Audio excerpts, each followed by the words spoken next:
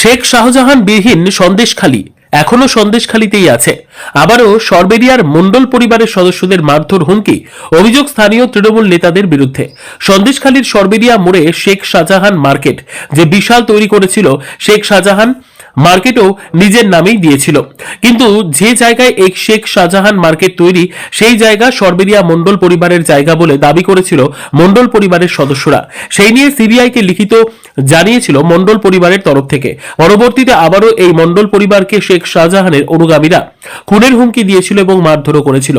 এরপর এই পুরো বিষয়টা তদন্ত শুরু করে সিবিআই আধিকারিকরা। পরবর্তীতে এই শেখ শাহজাহান মার্কেট যে জমির ওপর তৈরি সেই জমি বৈধ কাগজপত্র হাতে পায় মণ্ডল পরিবার। এরপর গত কয়েকদিন আগে এই শেখ শাহজাহান মার্কেটের ভেতরে তৃণমূলের নেতৃত্ব এসআইআর সংক্রান্ত বিষয়ে মিটিং এর আয়োজন করে। সেই সময় মণ্ডল পরিবারের তরফ থেকে গিয়ে বাধা দিলে মণ্ডল পরিবার সদস্যদের উপর চড়াও হয় তৃণমূল নেতৃত্ব, মারধর করে। এমনকি এই মার্কেটের ভিতর মণ্ডল পরিবারকে ঢুকতে বারণ করে তৃণমূল নেতৃত্ব। এমনটাই অভিযোগ মণ্ডল পরিবারে। এ বিষয়ে নাজার থানায় অভিযোগ দায়ের করেছে মণ্ডল পরিবার। আর এই ঘটনা নিয়ে রীতিমতন আতঙ্কিত মণ্ডল পরিবারের সদস্যরা। ঘটনা হলো 28 তারিখে তোমার সরবেরিয়া যে মার্কেট আছে, মার্কেটটা আমাদের মার্কেট, ঠিক আছে, মণ্ডল পরিবারের মার্কেট, মানে আমার বাবার নামে আছে। এবারে মার্কেটে মিটিং করছে তোমার টিএমসির নেতারা, তাদের মুসলিম শেখ ছিল, আর ইমান গাজী, আরো অনেকে ছিল, এখানে মিজানুর মোল্লা টোল্লা আরো অনেকে ছিল। তারা বলছে যে আমি গেলাম যে আমার জায়গার উপরে মিটিংটা হচ্ছে কেন, আমাকে না জানিয়ে। বলে তোর জায়গার ধারে আয়। বলে ছেলেগুলিকে বলে ওরে বের দে। তাই এবারে সঙ্গে সঙ্গে গাড়িতে ম্যাচিং ফ্যাচিং বের করেছে, আমি দোকানের মধ্যে ঢুকে গেছি।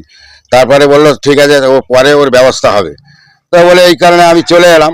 আসার পরে এবার বাড়ি এসছি, বাড়িতে তো যত বিজেপির ফ্ল্যাগ ছিল সামনে সব ছিঁড়ে দিয়েছে। তারপরে এখানে আমি বিএলএর প্লাস মানে বুথ সেক্রেটারি, বিজেপির বিএলএ, তারপরে প্লাস আমি বুথ সেক্রেটারি। এবার বলছে এই ওরে গ্রামে ঢুকতে দিবি না, কোনো বিএলএর কাজ করতে দিবি না, মেরে হাত পা ভেঙে দে। তা আমি ভয়ে আর মোটামুটি বিএলএর কাজ করতে যাইনি, ভয়ে কোথায় মেরে টেরে দেবে, একে অসুস্থ লোক। তা যাই হোক, তাই মুসলিম শেখ এখানে যা করছে মানুষে তো ভালো করে না, মানুষের আমাদের বহু ক্ষতি করেছে এই মুসলিম শেখ। আবার শাহজাহান শেখের সঙ্গে ডাইরেক্ট ফোনে কথা হয় সেন্ট্রাল জেল থেকে, সেখান থেকে বলছে এই ওদের ব্যবস্থা কর, মণ্ডল বাড়ির ব্যবস্থা কর, ওরা খুব বাড়া বেড়েছে। আর ওরা এর আগেও আমাদের মোটামুটি কেস করেছে আমাদের নামে। এই নিয়ে তো ওখান থেকে শাহজাহান শেখ থানায় অভিযোগ করেছি। থানায় প্রথমে অভিযোগ নিতে চায়নি, তারপরে ওনাদের বললাম থানায় কেন অভিযোগ নেবেন না, বলে পরে চিন্তা ভাবনা করবো, আমরা আগে জায়গা ইনকোয়ারি করবেন। ইনকোয়ারি কী করবেন, আমার লিগাল জায়গা আপনারা তো জানেন। তো তারপরে ওই গন্ডগোল করার পরে বাড়ি চলে এসেছি। আসার পরে আবার 1 ঘন্টা পরে থানার বড়বাবু ডাকলো, বলে যে আপনার রিসিভ কপি নিয়ে যান।